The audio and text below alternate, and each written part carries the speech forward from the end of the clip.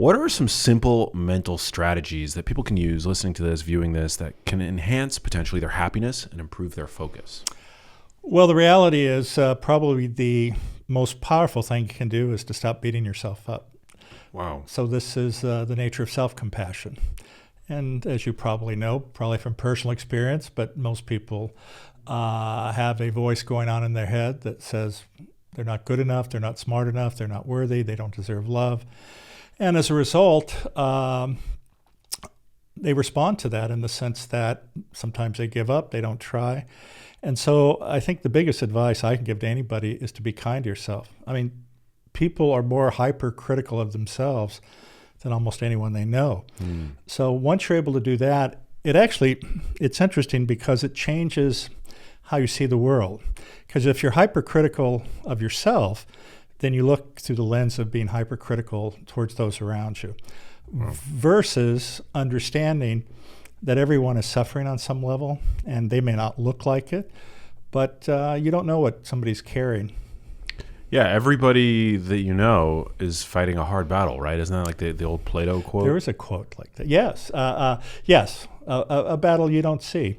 And so the problem for many of us is we make assumptions about people or have biases. And so oftentimes we respond without really thinking through what may be going on with them. Because to be honest with you, oftentimes in conversations with people, what they may be upset about or responding to has nothing to do with you or the event. It's usually some sort of baggage they're carrying, either from a recent event that happened to them, or, as you probably know, many people carry baggage from their childhoods, which influence every act they do, the relationships they pick, and all sorts of things. And so in some ways, it's taking the time to become self-aware, because most of us are rushing through life and we're not stepping back and saying, why am I doing this? Yeah. Well, how do we stop the negative self-talk then? Because, I mean, don't we all have some degree of bias towards negativity, the so-called negativity bias? Well, sure. But so again, you can't solve a problem if you don't see the problem. So the first thing is to be aware that all of us have this, and then make the effort to change that. Now, one of the popular techniques that's very useful is a mindfulness practice. And at the center that I run at Stanford, we actually have training in compassion and self-compassion. And so it's a slightly different than traditional mindfulness of the John Kabat-Zinn type. And John's a friend of mine, but when you look at that practice, it doesn't explicitly deal with self-compassion and compassion. And so we've sort of expanded that to include that as a key component. Very interesting. Yeah. How did you get started in this? I mean, obviously, neurosurgeon, expertise in the brain, but when did, these more, I guess, topics relevant to a broader audience become important to you? Well, it wasn't because they were popular for a broader audience.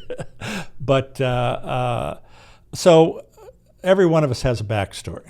And so my backstory is that I grew up in poverty. My father was an alcoholic. My mother had had a stroke when I was a child. She was partially paralyzed, seizure disorder, chronically depressed, attempted suicide multiple times. We were on public assistance. And evicted from various residences. So as you can imagine, and I'm sure you're familiar, or many of the audience members are familiar with something called adverse childhood experiences. Yeah. Yeah, so obviously, if you add mine up, they're pretty high. Wow. And so the reality is that when children grow up in these types of environments, the likelihood for them achieving quote-unquote success by modern standards is markedly diminished. Now, that brings up another query about success. Western capitalist society defines success typically as money, power, position.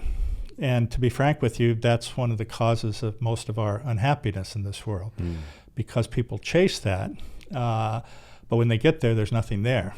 And so all of us are yearning to have this thing inside of ourselves filled, and it really relates to meaning and purpose. Wealth, power, and position do not give you meaning and purpose.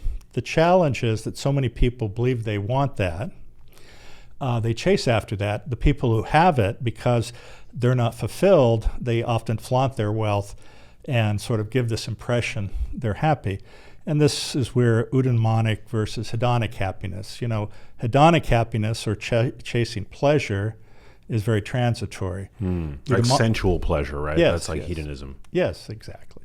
And so eudaimonic happiness, it more has to do with purpose and meaning. And it's much deeper, it's much longer lasting.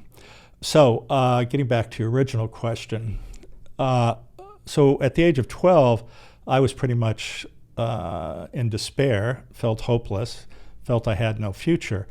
Now, depending on your level of intelligence, many people just accept that and say, it is the way it is. That's the way my family situation is. I think if you're a little bit smarter, in the sense that you start looking around and go, why am I in this position? This doesn't seem fair. What happened to me at the age of 12 was I actually walked into a magic shop, believe it or not. That's the title of my book, Into the Magic Shop. Wow. And what happened was there was a woman there, and I'm sure you've met people who have sort of this radiant presence about them. They have this smile that just embraces you, and you have this sense of unconditional acceptance and love. And so there was a woman there behind the counter when I walked in, and she knew nothing about magic. She was the owner's mother, and she just happened to be there while he was running an errand. But what happened is that her and I began talking, and with my background, I didn't typically advertise the fact that I was poor and lived in very challenging circumstances. But in the case with her, she asked me some fairly penetrating questions, and I gave her the answers, honestly. And after about 20 minutes, she said to me, I really like you. I'm here for another 6 weeks. If you show up every day, I think I could teach you something that could really help you. And I did show up because, frankly, I had nothing else to do. And she was giving me chocolate chip cookies. So we connected, and I showed up every day, and she taught me several things. One was the reality that all of my muscles were tense, because in my environment, you never knew what was going to happen next, and it's like a war zone. So you're in a constant state of trauma, so all your muscles are tense because you never know what you're going to have to do. And a lot of people think post-traumatic stress disorder only happens to soldiers. It actually happens a lot to children. And the nature of that is you have no certainty. Everything is chaotic. And as a result, you can't relax. So the first thing she taught me was a relaxation technique. And I practiced that. Now, I have to be honest with you, at 12, I sort of thought all of this was BS. But she was a nice lady and paying attention and giving me cookies. But I found that had actually a very interesting effect. I was able to calm down. And then what was the technique? It was just a body survey, like in typical mindfulness practice. So once I was able to do that, then she taught me, if you will, to, so the first part is relax the body. The second part is, if you will, open the mind. And she taught me a way to focus. And in this case, it was by concentrating on a candle. And once I was able to do that, or she called it training the mind, I guess. Once I was able to do that, I was able to be present. Because the challenge is, if you're distracted all the time, you can't be present, but everything that happens in our world that's important is being present. So once she taught me that, then she taught me an exercise, which actually in my book I called Opening the Heart. And this had two parts. One was the recognition of my own suffering. And in traditional mindfulness practice, you just let those thoughts float by and you don't attend to them. And that's one of the reasons it works. But this practice also included changing the narrative from one of negativity to self-affirmation. And so she taught me that, which then taught me to see that many people are suffering.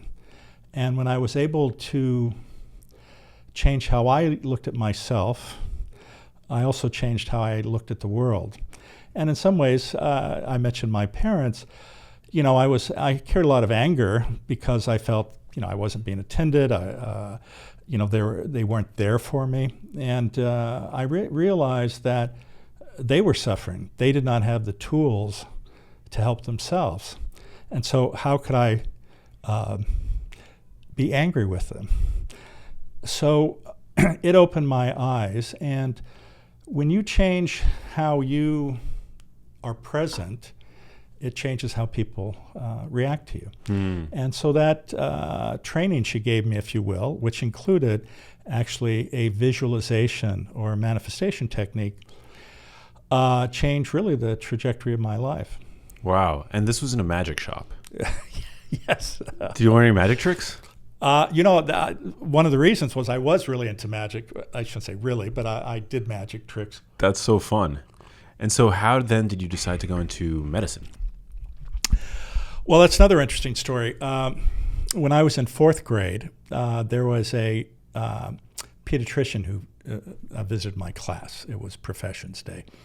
And he really impressed me. He was incredibly kind, generous. And when he interacted with you, just like this woman in the magic shop, whose name was Ruth, he didn't look down on you. He looked at you as an equal. And so he responded to you like you were an adult. And I was so impressed with his kindness, his compassion, his thoughtfulness, that day I decided to become a doctor. Wow. In fourth grade? Yes, but of course, from my background, saying you're going to become a doctor and becoming a doctor are two vastly different things. So how did you overcome then such significant ACEs, adverse childhood events, ultimately to become the success that you are today? And not just in terms of power and finances, but like, so well respected, somebody who has it all together, because there are a lot of people out there who've also suffered from some really traumatic upbringings and still struggle through adulthood. What is it that you did differently? Well, first of all, let me tell you that I am not perfect. All of us struggle. I struggle. So I don't want to give anyone the impression that I somehow have mastered everything, because I haven't. I'm doing the best I can, and I'm trying to sort of spread what knowledge I have. But it was what she taught me in the magic shop. And to be honest with you, part of it is in some way claiming your self-agency. And what I mean by that is, unfortunately, so many people listen to what other people tell them. Whether it could be, and I'm sure you may have experienced this, you tell somebody you care about, maybe even a relative, about a dream and aspiration, and they go, you'll never do that. And how horrible that is to hear that, because, when you're a child, these words stick with you and you carry them with you. Fortunately, from what she taught me, I had great confidence in my own ability. And that's not to say that everything worked out, but that being said, she taught me, as I said, manifestation techniques that in many ways served me well, but in some ways did not serve me at the end of the day, not because they didn't work per se, but what I visualized was not really what I needed, it's what I wanted. And it gets back to your initial question about success. And in some ways, it's what this book is about. This is sort of the next level beyond Into the Magic Shop. And also about self-agency. Because, when we look outside of ourselves, like for some magic to happen, the universe to look out for us, or we expect something from other people, and we rely on them, we're giving our own self-agency away. And what people don't appreciate is the immense power that they have inside themselves. But they don't feel they have access, or they don't even know it exists. They keep waiting for this thing outside themselves. In fact, the first sentence of the book is, the universe doesn't give a fuck about you. And it's true. There is no universe to give a fuck. It doesn't have any fucks to give. You are the person who has to make it happen. And this isn't to say that if you don't make it happen, you're some kind of a loser, because, there are prominent people who give these narratives of, I get up at 4 a.m. and I run a half a marathon, and then I go lift weights, and then I go study here, and I've done all of this stuff, and if you don't do that, man, you're a loser. You're not a loser. that makes up the smallest percentage of people. And that's not to say any of it's easy, but you don't have to become that. Because on some level, to be frank with you, it's my belief that some of those people are actually pathologic. That type of behavior is another way for some people not to actually feel the pain that they have. Wow. So that's definitely true from my anecdotal observation of the wellness landscape in particular. Oh, yeah. I mean, and this is why these people get into these discussions, and I actually feel sorry for the people that are listening to them because most people can't achieve that. It's hard, and life is hard, and everybody doesn't have the same circumstance. It's funny, I posted something recently on LinkedIn about being kind to yourself. And somebody said, why do you give those people a break, man? They're losers because they couldn't make it. They're not losers. Nobody's a loser. It's like a subset of our population somehow go through this narrative. Well, if you don't make it or if you're in poverty, it's because you didn't work hard enough. It's not. Unfortunately, there are structural aspects of our society that limit the ability to overcome poverty. I mean, 90% of people who are born into poverty die in poverty. Being able to shift your status, socioeconomic status, is really hard. It's not simple. So, I try not to be too critical of anyone. Now, don't get me wrong. There are people who are bring it on themselves sometimes.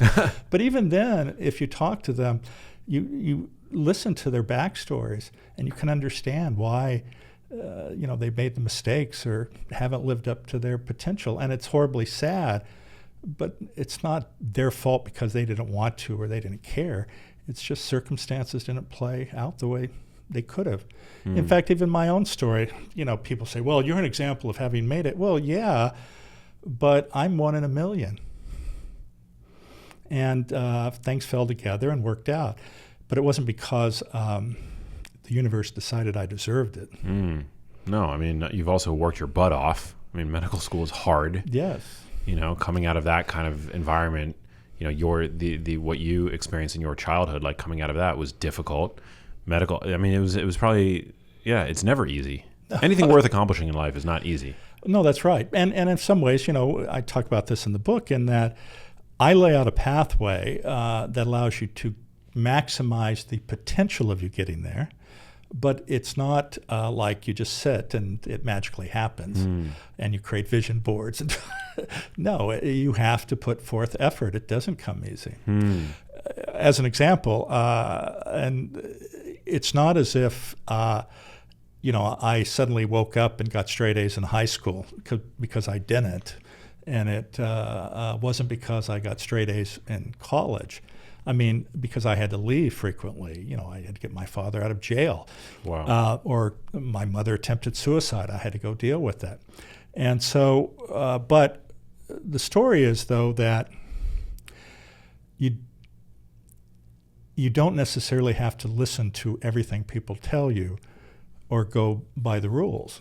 And in fact, when I applied to medical school at my college, you had to get a letter from the pre-med committee.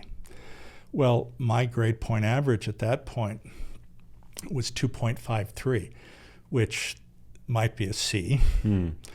And when I went to the office to schedule an appointment, the lady refused to give me, the secretary refused to give me an appointment. And I said, why not? Now, and she said to me, because it's a waste of everyone's time. Ouch. Jesus. But people, I mentioned that words matter. They do matter. Can you imagine somebody telling you that? And, you've worked really hard. And as a kid, too. Yeah. To come from an adult. Wow. Yeah.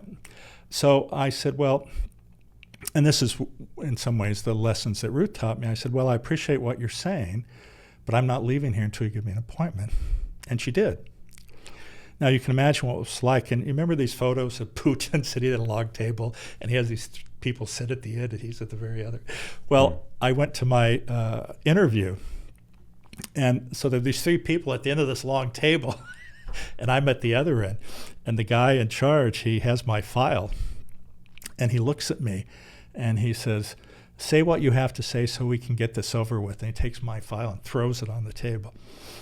And again, how can you do that to people? So I looked at him and I said,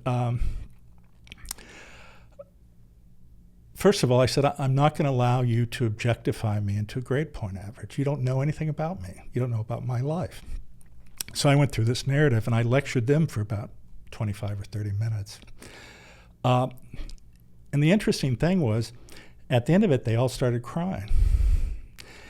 Because if you force them to look at you as a human being and not as a number, they can't turn away. So what happened is they ended up giving me the highest letter of recommendation. Wow. And in fact, the woman who initially declined to give me an interview, as I was leaving, she said to me, she said, I want to give you this.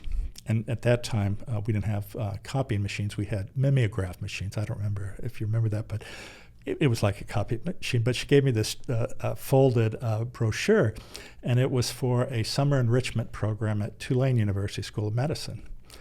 And it was for socioeconomically disadvantaged students and minority students.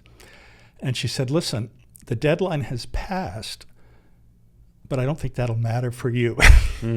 So I called the lady up. I talked to her, and she accepted me into the program. So I applied to one medical school.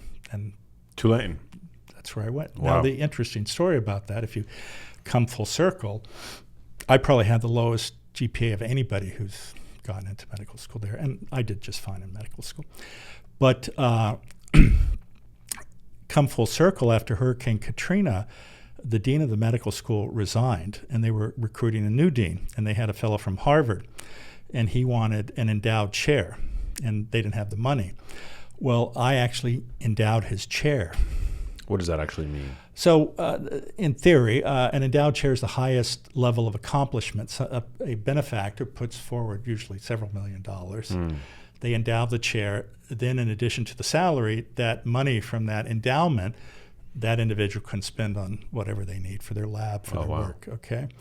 So the dean at Tulane, the dean of admissions, or the dean of the medical school, I should say, he's the Doty professor.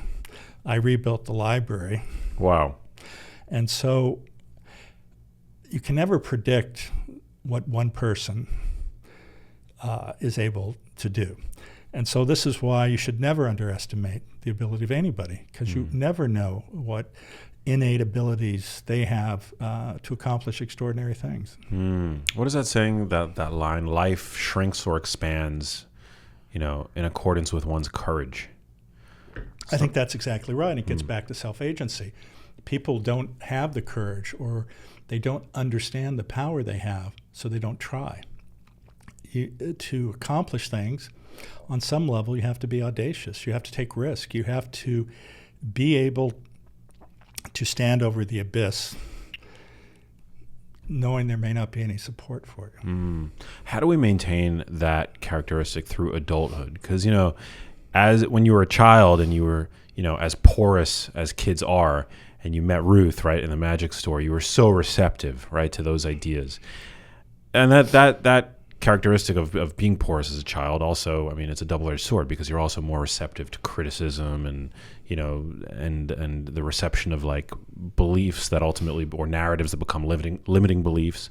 But how do we as an adult, maintain that optimism, that kind of that courage, that naivete, or that audaciousness, as you said? Well, part of the problem, of course, is that when you've been beaten up a lot of times, sometimes people give up. And that's really hard. Yeah. And all the talking in the world may not be able to help those individuals, unfortunately. That being said, I think what happens as you get older, you stop listening to, you create a dialogue that serves you, you think, and that's the dialogue you listen to. And then when outside influence comes in, you may dismiss it. I think you have to constantly have curiosity and not necessarily be self-centered about I want. It has to be about what can I do to improve the lives of others, because, and in fact, this is very much what this book is about. You know, when we talk about manifestation, you get into this law of attraction.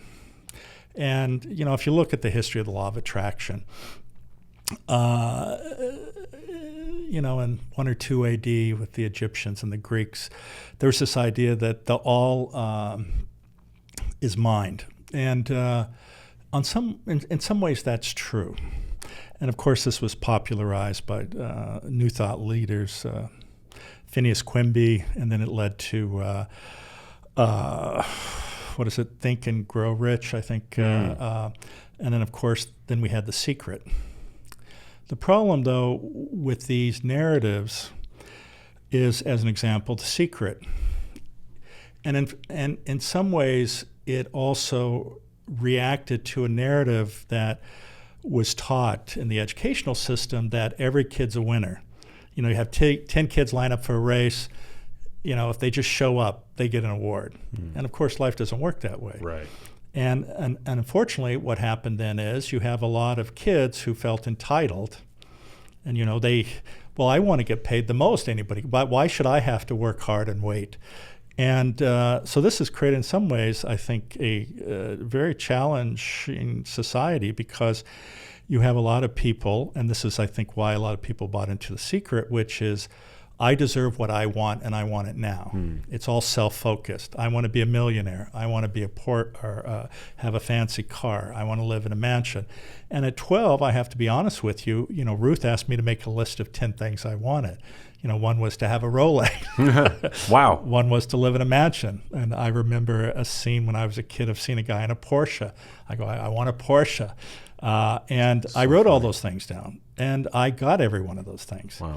And, you know, it's fascinating. Here I am, and, you know, I accomplished so much. And at the top of every pinnacle, I was there, and I kept waiting for this magical feeling that I was okay. And I was looking for this outside affirmation, and it does nothing. Because the only person who can release you from your prison is yourself. And that means you have to accept yourself. And that's accepting yourself as who you are. And it's not just the good stuff. It's the bad stuff. It's what Jung called the shadow self. You know, so many people try to push away their shadow self because they don't want it to be part of them. This is the part that's lied, cheated, stolen, may have done very bizarre other acts or hurt people. And you don't want to admit it's you, but it is you. And until you can make peace with that, it's always going to be there. Once you make peace with it and you understand it's never going to go away, but you befriend it, and therefore you have some degree of power over it. And so once I was able to do that and accept myself, then all these other things happen. But I was always then focused on, how can I make the world a better place? And that's the problem of The Secret. And in fact, we can go into the neuroscience of why that is in a little bit. But when you wish to manifest something, the most powerful way to do it is put it in the context of, how will my actions benefit a greater whole? And when you do it that way, you get all the other stuff. But as I said earlier, there's a difference between what people think they want and what actually they need. And this is where people get lost, because, you know, if you look at the average high school student, what do they want? They want to be an influencer. Yeah. They want to be wealthy. And guys want to get all the girls. Exactly. And it's very self-indulgent. And listen, on some level, I'm not necessarily opposed to these things. And I will tell you, look, I live in a very nice house. I've had Ferraris, Porsches, Lamborghinis. Damn. I've traveled the world. I have the wrong career. Should have been a neurosurgeon. Well, there's a lot of pain and suffering with that, my friend. But what I'm saying, though, is, what's the difference, though? Because if they're gone tomorrow, it has no impact on my happiness whatsoever. Yeah. And that's the key. Wow. You see, because a lot of people, especially, and this is why what's so unfortunately disheartening with influencers, is that they're trying to live up to an aspiration and try to be perfect, but none of us are perfect. Exactly. And so they live with this burden of being an imposter, and they know they're an imposter. And that weighs heavy on people. And this is why so many of them end up committing suicide, because they cannot live up to what they're promoting as who they are. And the sad part, of course, is that there's a subgroup of people who look to the influencer and they know they can never live up to it.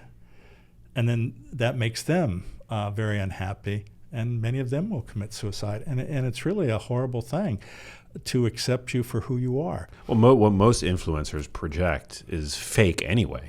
Well, that's what I'm saying. It's all fake. It's all fake, yeah. You know, it's funny. I gave a talk at Princeton the other day on youth mental health or student mental health. And I stood up in front of this audience and I said, look, I'm an imperfect, frail, fragile human being who has lied, has cheated, has made huge mistakes, and I've done it more than once. And guess what? I still deserve to be loved. I don't have to hide behind being something I'm not. But this is the problem, is authenticity. Most people have a really hard time being authentic. And it's funny because I give a lot of talks and, you know, I get emotional and you know, my voice will crack or I'll shed a tear. And I had a woman come up to me after one and she said, oh my God, I felt so sorry for you up there. I said, what are you talking about? She said, well, your voice cracked and I could see you. You were like, you had tears. And she said, you know, I'm a psychiatrist and a hypnotist, and if you come to me for 3 sessions, I can get rid of that. Wow. Well, that's your superpower. Yeah. That's what pulls people towards you. When they know there's no BS. You're who you are, and you accept it, and you recognize you're not perfect. And, you know, if you look at some of these ancient wisdom, this concept of wabi-sabi, I think you're probably familiar with. I'm not actually. What is that? Well, it's a Japanese aesthetic, but it's this concept of incompleteness, imperfection, and what's the third one? There's a third one, which I can't think of. But fun, you can look it up. Wabi-sabi, wow. Wabi-sabi. I mean, no, I certainly take your word for it. Let's see. Incompleteness, impermanence, and imperfection. Incomplete, impermanence. Attentive melancholy? No. Awareness of the, I don't know. Is it 3? Imperfect, impermanent, and incomplete? Yes, that's what, yes, exactly. Yep. And so, you know, if you understand that is who we are, you don't get lost in unnecessary wondering. The other aspect is there's something that's somehow or in some ways related, which is another Japanese aesthetic, which is kintsugi. And kintsugi is this idea which I believe began in the 15th or 16th century, but it was with pottery. And, you know, pottery is very expensive and usually was in the hands of the wealthy. And pieces would get broken. What they would repair it with is these big metal staples. And what happened is somebody came along with the concept that they would use a certain type of glue, but they would mix it with gold. And so they would repair it with gold. And so the idea was that you should be honored by your imperfections or the suffering you've been through, and not try to hide it. Wow. Because that is part of the story of the pottery. And so a lot of people, you know, have gone through a lot, and many of them are ashamed to say that or honor that. Yet all of us are suffering. All of us have made mistakes, and we've held it together, and we've come through, and we should be appreciative of that and not try to hide that as if it's something to be ashamed of. Absolutely. I think there's a lot of societal unrest today, I think, in part because younger generations have been so coddled, as you mentioned earlier, you know, and there's this entitlement that I think maybe younger millennials, Gen Z, feel that they have towards the quote unquote finer things in life. And that leads, I think, to a lot of people feeling depressed when they realize that life isn't just like this this perennial red carpet event where everything's handed to you on a silver platter. That real, you know, that actually there is benefit to social hormesis, you know, the like stressors and the criticism and the whatever and the coaching that you get as a young person that I feel like in many ways today is kind of frowned upon. Well, I think you're right. Thich Nhat Hanh, I don't know if you're a follower of his, but, he says, without the mud, you can't have the lotus. Right? Wow. So it's very true. I mean, in some ways, without suffering, you can't have the positive aspects. Yeah. Wow. What about compassion? What role does compassion play in happiness? I mean, a lot of people today, especially, I think, thanks to the tools on social media that allow people to be relatively detached from one another, there seems to be a lack of compassion, especially, I think, particularly on social media. But also when you zoom out and you look at the news media, and just everybody seems at each other's throats all the time. So why is compassionate, what are its effects on the brain, and why is it important, if it's important, for societal and personal well-being? So let me unpack one of those 10 questions. So the first one is, we were talking about young people and how some of them have grown up being coddled. I think that, as you said, on some level, that's true, but they also have to deal with a couple things that were at the forefront. And one of these is the existential crisis of climate change. Which causes a lot of young people to be anxious about the future. And then, of course, you have climate change, and then you have environmental destruction, and you have what is happening, which is the reality. It's not being responded to, and that's going to have a huge negative impact on people's futures, as we already see. I mean, we see massive climate changes which are decimating forests or causing animals to die. I think there was a recent thing about a large number of fish that just, died because the temperature had gone up a degree. And we don't appreciate how fragile our environment is. So when you look around and you see that the world is not going to be as it was 15 or 20 years ago, you're sitting there going, well, what does all this mean for my future? I mean, should I even have children? Should I get married? Should I just party and forget the future? And then, so I think that combined with the other aspects of growing up, which we were talking about, make it a very, very difficult time for young people. But getting back to compassion, so the interesting thing is, and in some ways, the narrative we're talking about, including related to this book, is the narrative of fear versus love. And what I mean by that is when one is fearful, they turn inward. They view the world through the lens of scarcity. And when you're fearful, that stimulates your sympathetic nervous system, which, of course, as you know, is the flight, fight, or freeze response. But it has huge consequences in terms of brain function and in terms of peripheral physiology. So in terms of brain function, when you're anxious or fearful, it negatively impacts your executive control center, which is one of our cognitive brain networks. When that is impaired or diminished, your access to memories, prior experiences is limited. So you're not clearly thinking about various options. So you limit yourself. So that's one of the problems. From a physiologic point of view, when you're anxious and fearful, well, as I said, one is you shut down because you look at the world through scarcity, but the other is that your cardiac function's impaired, your heart rate variability increases, which may seem paradoxical, your blood pressure goes up, your immune system is depressed, you secrete much higher levels of inflammatory proteins, you increase the release of cortisol. And all of these things are very detrimental to your long-term health and longevity. And so when you live in that mode, it has huge, huge negative consequences. And it has negative consequences for those around you. Because, as an example, we give off actually a certain amount of energy, bioenergy, if you will, as an example, from your heart.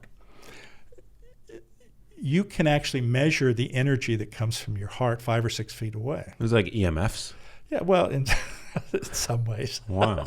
And so when you walk into a room and carry yourself a certain way, if that energy is positive, and see, this is the challenge when you talk about manifesting, because there's the woo-woo pseudoscience side, and people take a little kernel of truth and then modify that into a whole bunch of woo-woo stuff. Then there's the real science side.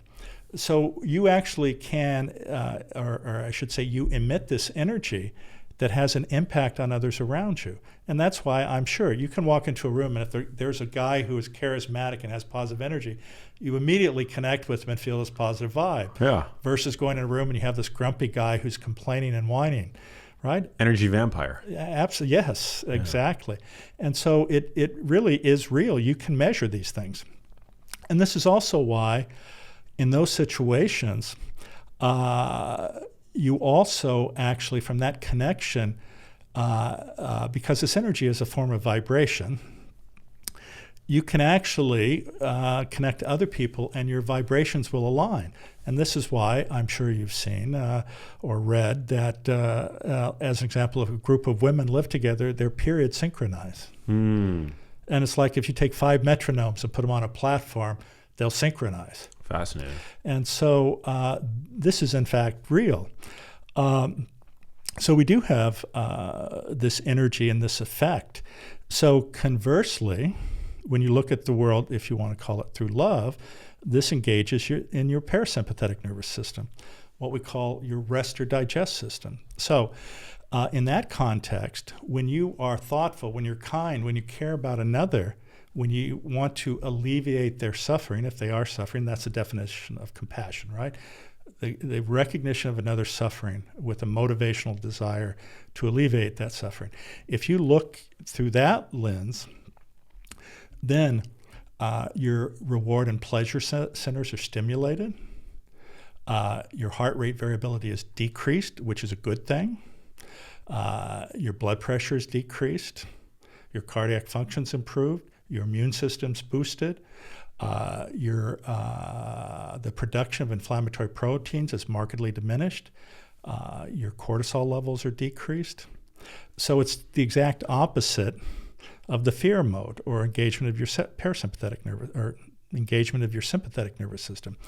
So in some ways, talking about manifestation, if your intention is to be of service to others, that actually stimulates in a positive way your physiology. It improves your longevity because you're looking at the world through a lens of compassion. Wow. And this is how it's so different than The Secret, because The Secret is about me. The maximal way to increase your manifestation is for it to be about another. To be about another.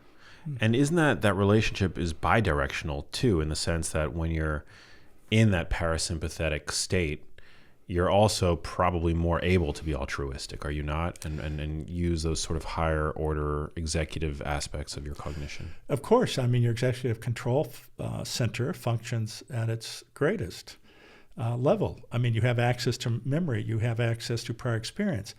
The other thing that intersects with all of this is emotion regulation, right? Again, it gets back to what we were talking about earlier. You are the driver and you choose. It's what are you going to choose? As an example, I'm sure that you've probably been driving and somebody cut you off. Now, what most of us would do is maybe use a hand gesture or maybe say a couple words, because we're upset that they theoretically, potentially, did something that could hurt somebody or at least delay us. But, when you reframe it, and let's say you then suddenly sit there and say, well, actually the driver of that vehicle, his wife's 9 months pregnant, her water broke, she's bleeding. He's trying to get her to the hospital. Well, suddenly they go, oh God, I understand why. Yeah, okay. Gosh, I'll guide you there if I could, right? Yeah. But in a microsecond, you changed your worldview, right? And it was your choice. It happened instantaneously when you suddenly looked at it through a different lens. A more compassionate lens. Absolutely.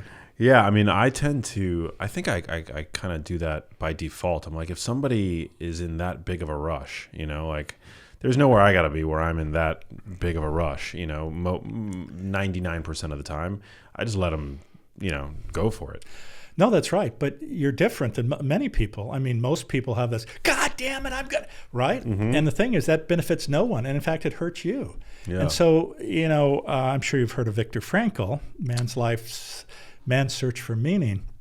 There's a statement, there is a statement that is claimed to be in there.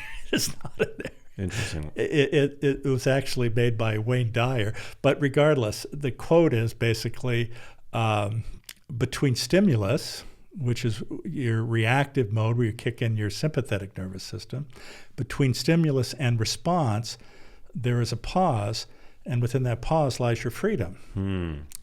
And that means it's your choice to whether to be reactive and engage your sympathetic nervous system, or perhaps take a few breaths or count, and then allow your parasympathetic system to kick in, where you're not as reactive. And there's tons of evidence now that demonstrate when you look at the world through that lens, every aspect of your physical and mental health improves, and your longevity is improved. How do we actually do that, though? Because I feel like in theory it makes perfect sense, but in practice it's hard. It's hard to do. It's hard to give ourselves that beat in between the stimulus and the response. Well, it takes practice, like everything. But as an example, I just gave you a example without teaching you anything. Yeah. You immediately in a microsecond responded appropriately, right? And that's there for us. Now, certainly, there's mental training.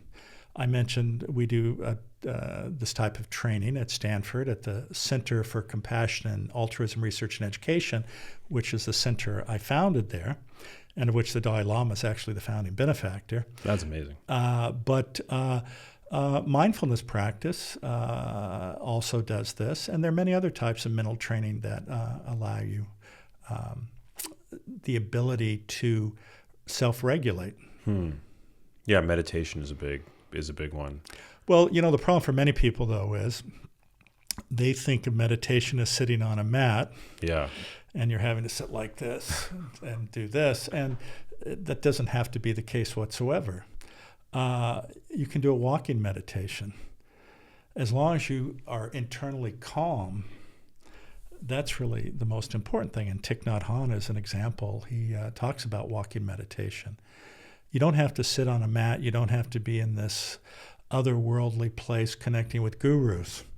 It's simply learning how to self-regulate, learning how to breathe.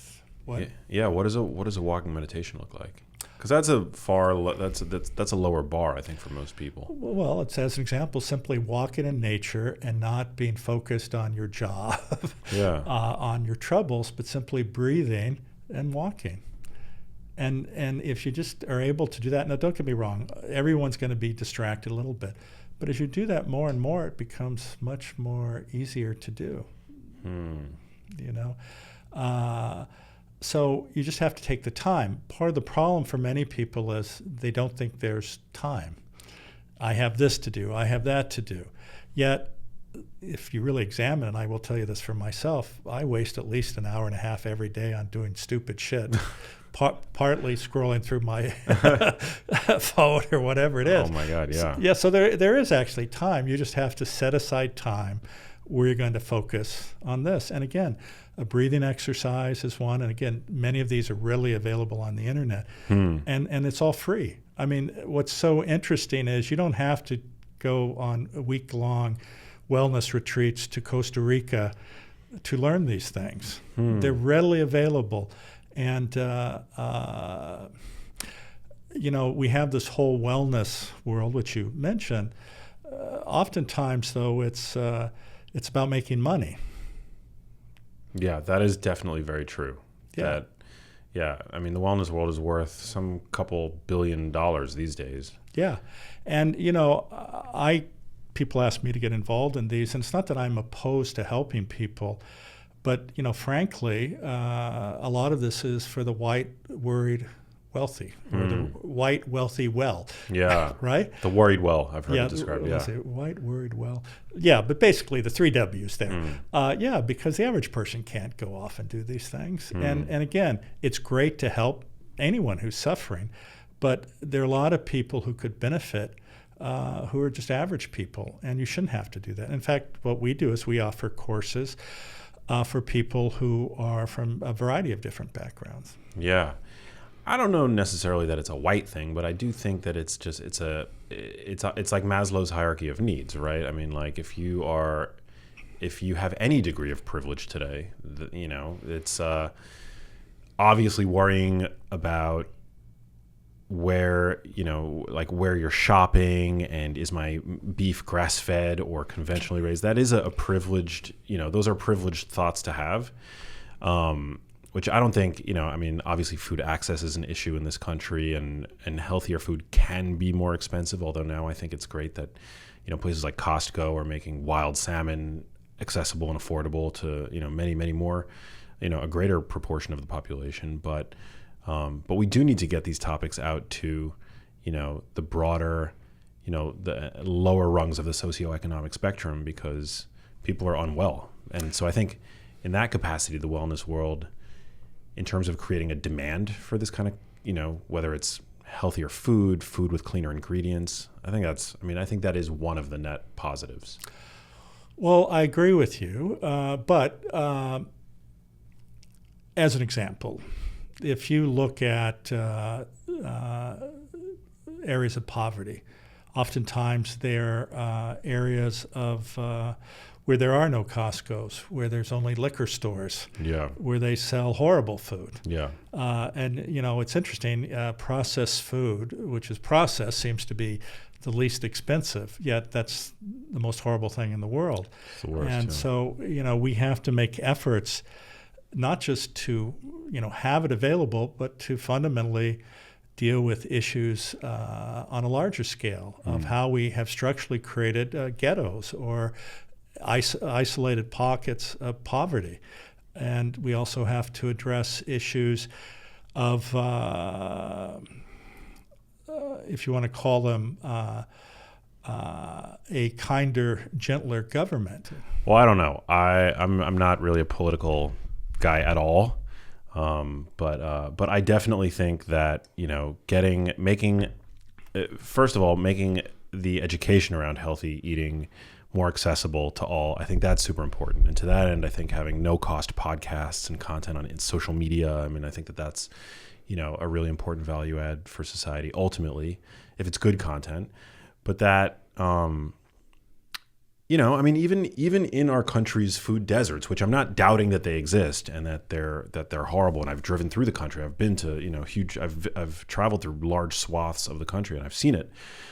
But even for people to recognize that, like, canned fish or factory farmed, lean red meat, for example, which I hate promoting the factory farm system. It's terrible for the environment and for animals. But, I think most people don't know that that's still a much better option for dinner than boxed mac and cheese, Well, yeah, that may be true. I'm sure that's true. But part of it's education. Part of it's putting the resources aside to make the effort to do that. But what is the incentive for people to do that?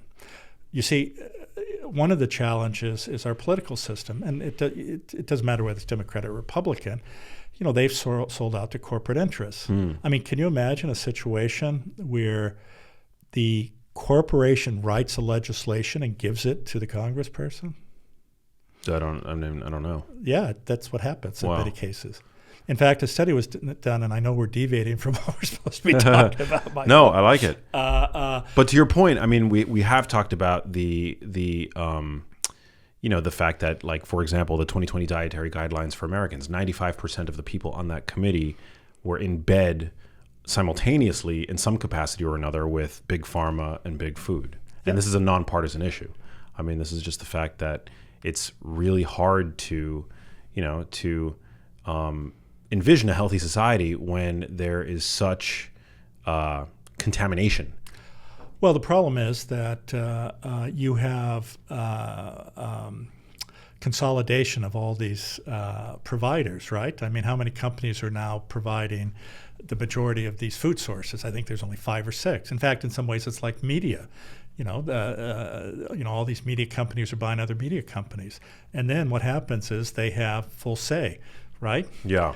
And then if you're able to buy off the politicians, and again, I'm not trying to go off on a diatribe, but the evidence is there. I mean, Princeton did a study over 2 decades, and basically the analysis was if 95% of people, voters, wanted a bill to pass or did not want a bill to pass, 100 or pretty much 100% of the time they don't get their way.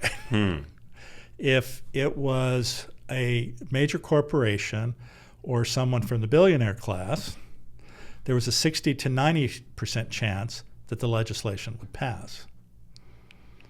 If that same group of people did not want legislation to pass, it would not pass almost 100% of the time. So it shows you that these political decisions are not in the hands of people. And then the other narrative— Money talks. Yeah, of course. And this is why you see there's no motivation to change the system, because corporations and individuals fundamentally are greedy, many of them. And they're not looking at the needs of the greater society. They're looking at how to line their pockets. This is why we have greater and greater income inequality. Yeah. As an example, I mean, you look at Davos. You have the wealthiest people, the most powerful people going to Davos to decide the fate of the average person. Yeah. Do you have the average person there? No. You don't. They all fly in on their private jets. Of course. Yeah, eating probably fabulous, fantastic steak dinners, and asking us all to eat like bug protein. Well, there's a great quote, and I'm gonna I don't have it exactly, but it basically Leonard Tolstoy said, "There's a man on your back choking you. He acknowledges he's on your back choking you, but at no time does he ever offer to get off your back and stop doing it." And this is the way it is. It's a nonpartisan issue. Yeah, and you're absolutely right. And so there's no, we do not have the power to make these changes. And so what do? And unfortunately, what the wealthy class doesn't appreciate, and don't get me wrong, I'm in the top 1%, so I don't want in any way to give people the impression that somehow I'm suffering. I am not suffering. I'm extraordinarily blessed. So, but what I would say is there's I may be in the top 1%. We're talking about the 0.001%. And I mean, you can't get anything to pass if they don't want it to pass. Yeah.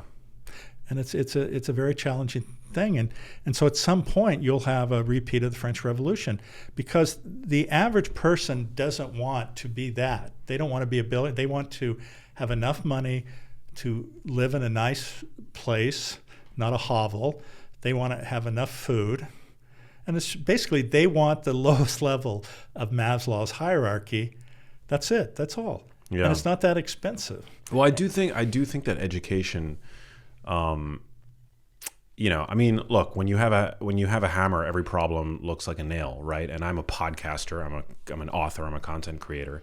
But I do think that with greater education, because everybody today has a smartphone, right? Like your average person today has greater telecommunications technology at their disposal than the president of the USA did 50 to 70 years ago. And so I just think that, yes, there will always be a distribution problem to resources and, food access. I don't think there will ever be a completely level distribution of access across the country. But that being said, this information can potentially get out there. Like everybody does have a podcast app on their phone, on their smartphone these days. Well, the problem with podcasts is what's truth and what's not truth. Right. And so I think that is a big problem. There's no arbiter of truth. Well, people shouldn't take what they hear on podcasts as gospel, but they also, as a way to stimulate curiosity around, healthier living. I think that's a great thing. No, I agree with you. Again, though, you have to be cognizant of the reality that, again, as you acknowledged, I think, there are a lot of people who are only interested in selling something. Yes, right? That's true. So, again, if your livelihood is dependent on action, oftentimes you will do that action. In fact, it's true of surgeons. As an example, as a neurosurgeon, I used to see probably half the patients I would see because I'm at Stanford, half of them would probably be, and this is for spine surgery, so had been scheduled for surgery for spine instrumentation, okay? What is that, like we put fusions? screws, fusion, Whoa. screws and rods and things like this, usually in the lumbar spine, or at least that's the example that I'm talking about here. So if I don't put it in, I get paid effectively zero. I do a consultation. If I do put it in, you're talking $15,000 or $20,000. Well, I would suggest you that almost 80% of spine instrumentation, there's absolutely no medical evidence that it offers benefit. Well, why is it being done? Yeah. Because you're very well compensated for doing it. I mean, I have to say, I was probably the lowest paid neurosurgeon at Stanford because I have look, I love to operate, but I cannot operate on patients whom the indications are not there. Yeah. And yet, this happens day in and day out. Low back pain is a very chronic complaint these days. What's the long-term success rate for like a low back surgery to mitigate low back pain? It's like pretty low, right? It's worse than doing nothing. It's worse than doing nothing. Well, because you create back cripples, right? Wow. Because what happens is they'll get instrumented, and then oftentimes their situation will be worse, or once they're instrumented, the adjacent level will then degenerate. Okay. Right. Then they'll need another surgery. Yeah, because if you're fusing two vertebral bodies, right? Right. Then and that's creating well, they're locking abnormal them. So motion. then the stress is on the levels above and below, and it's a very common problem. Wow. Now, don't get me wrong, there are clearly cases where a lot of people do need spine instrumentation, but I would suggest you the vast, vast majority do not. And so telling somebody they don't need surgery, it's interesting. A lot of people say, no, I have to have surgery. And you just see a lot of destroyed lives from that. I have chronic low back issues, so this is fascinating. Well, so do a lot of people. Wow. And but it's, again, this goes into a whole nother issue. I love it. It's fun. So where does pain come from? Yes, you can have anatomic abnormalities that cause a lot of pain, but you also have control over pain. This is why using narcotics for pain control isn't effective, and you get people addicted. It doesn't work. Are you a believer that there's this, I haven't read the books that are often referenced, but that a lot of low back pain actually originates in our emotions? Of course. Well, as an example, if you look at, and studies have demonstrated this, if you look at implementing a compassionate work environment, because a lot of people go to work and they hate it. A lot of people go to work and they are completely disengaged, right? If you actually create an environment where you're perceived not as a widget for a company that can be replaced, but a valuable asset to the company where they care about you, what happens? Your productivity dramatically goes up.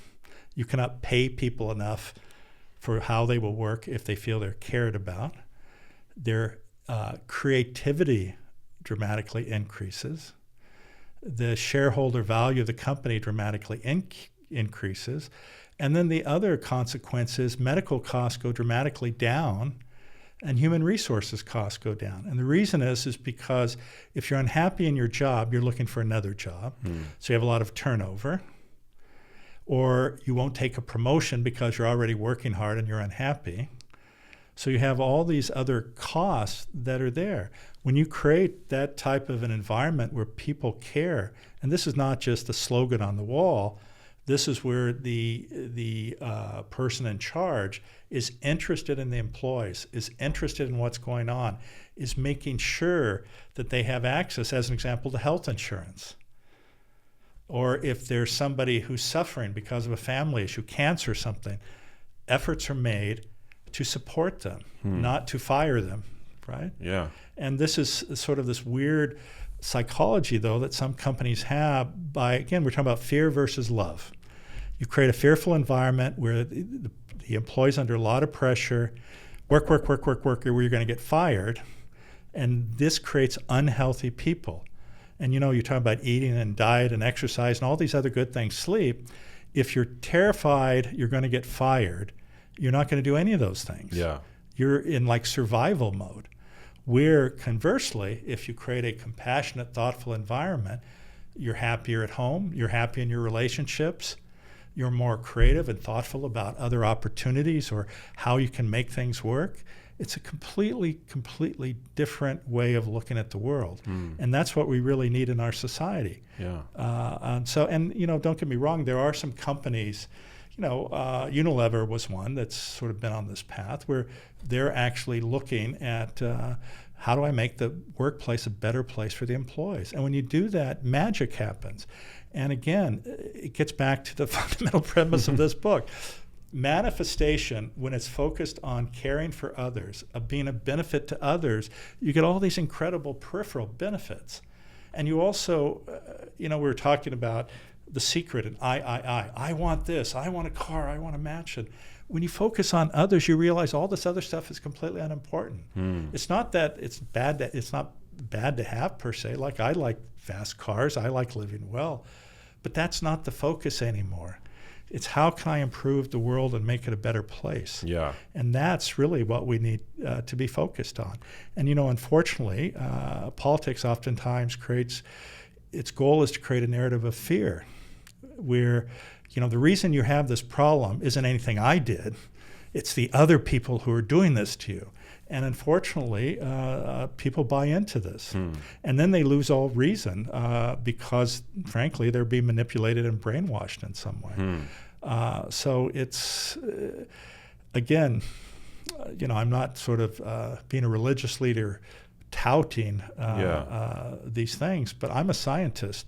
And if you look at the science behind every aspect of this, that's what it tells you. Yeah. And it's interesting because if you look at religion, and I'm an atheist.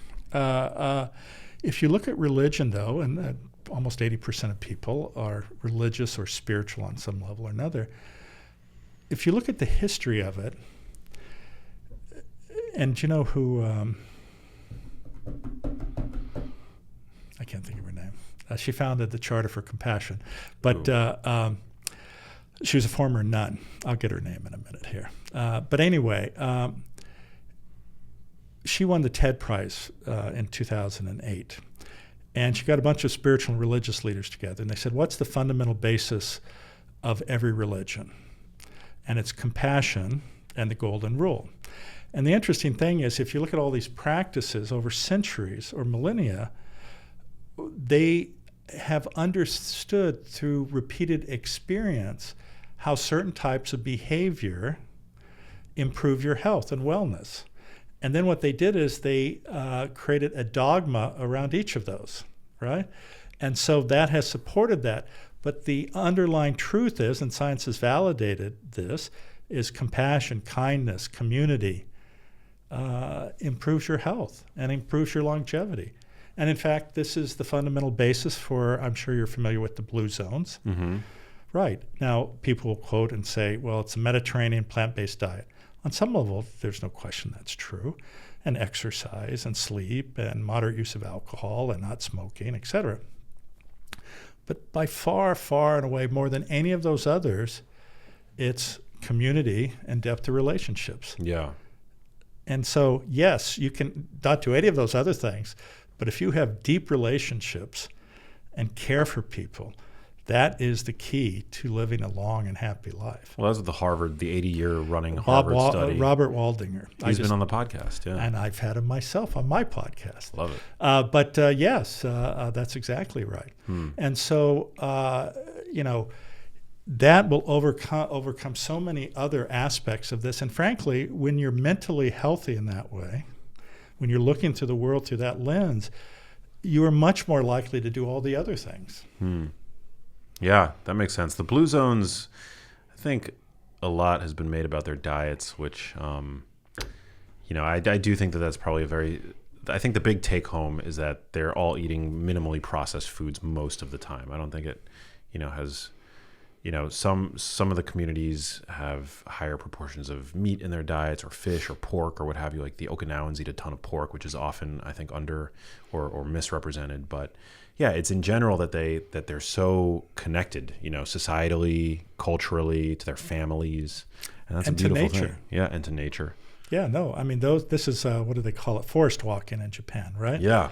Yeah, I mean, all of these aspects where you connect with others, and not only fellow human beings, but just the world around you in an authentic way, are very, very powerful in terms of having an impact on our health, because, our genetics have been defined over millions of years.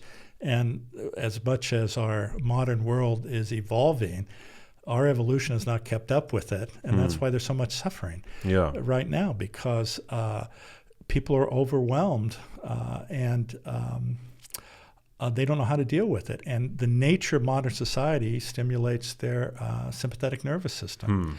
As an example, I mean, in the times where, if you look at the blue zones, or you looked how we lived 200 or 300 years ago, right? You lived in communities. You were born there, you died there. Yeah. You lived in a village, everyone knew you. They knew the good parts of you, they knew the bad parts of you, but they still supported and loved you and tried to guide the way, if you will. And you lived in multi-generational families. Well, look in modern society. People move around. I mean, very few people live near or in proximity to family, relatives, friends. Oftentimes they come to a place, they take a high-powered job or a stressful job that's demanding. They don't know anyone. They're afraid to say they're suffering at work. I mean, I'm sure you run across people, they go, how you doing? You go, I'm doing fine. When you're sitting there like, my spouse died or has cancer. I mean, we're not good at being authentic. Yeah.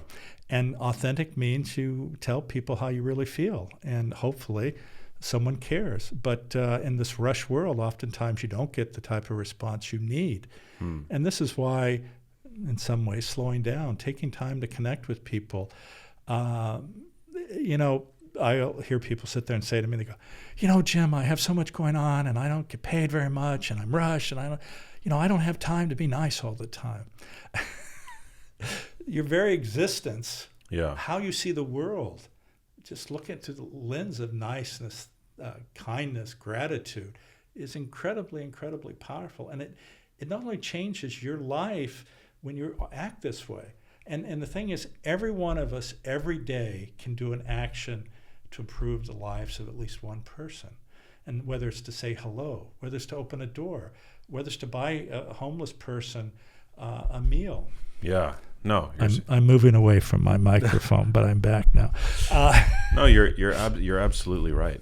Do you think, like, owning the Rolexes and having had the Ferraris and the fancy cars, I mean, does that contribute to the vantage point that you have about the ultimate lack of value that these things have in terms of our life, or is it?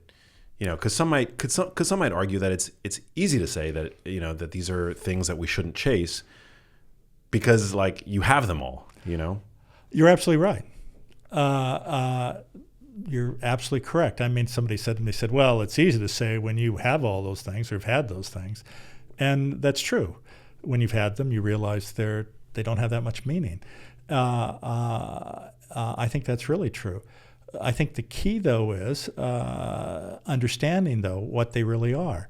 And that, yes, it's fine to have it. But again, if it gets taken away all tomorrow, I will survive, and it's not going to affect my level of happiness. That's really the key. People equate my happiness is driving my Ferrari. My happiness is showing off that I have a Rolex. And everybody looks at me and says how great I am. At least you think that. Frankly, most people don't care one iota about you. Yeah. It's so funny because people go, well, I can't go there because I don't have this designer dress. And no one even notices. They just, you think the world's about you, that everybody's noticing every little thing about you, and they're not. And so the reality is, yes, those things are great to have. But again, if they're gone tomorrow, it's okay. And I will still have enough to eat. You're not defined by them either. No.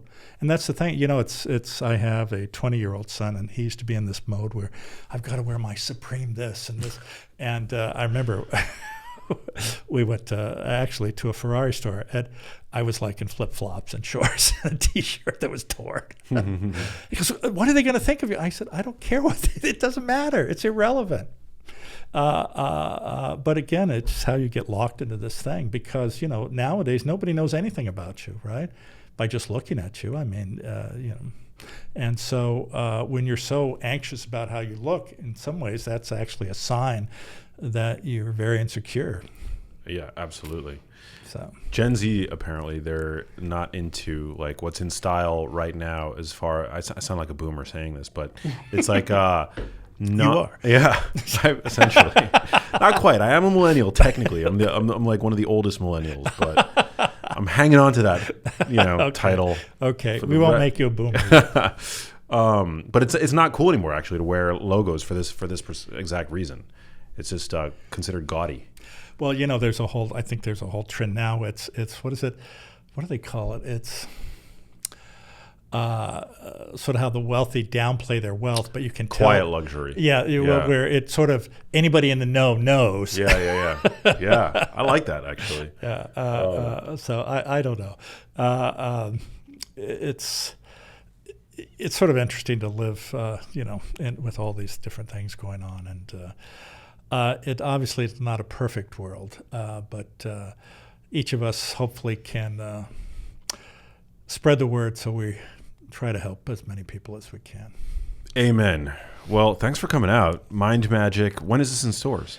May 7th. May 7th. You can Amazing. pre-order at every possible place, I'm sure, can be pre-ordered. And I think, though, just to emphasize a couple of points. One is that so many people think what they need relates to the acquisition of things. And they don't understand, though, what makes a life and what gives life meaning and purpose is being of service to others. And if you want to maximally manifest, it has to be in service of others.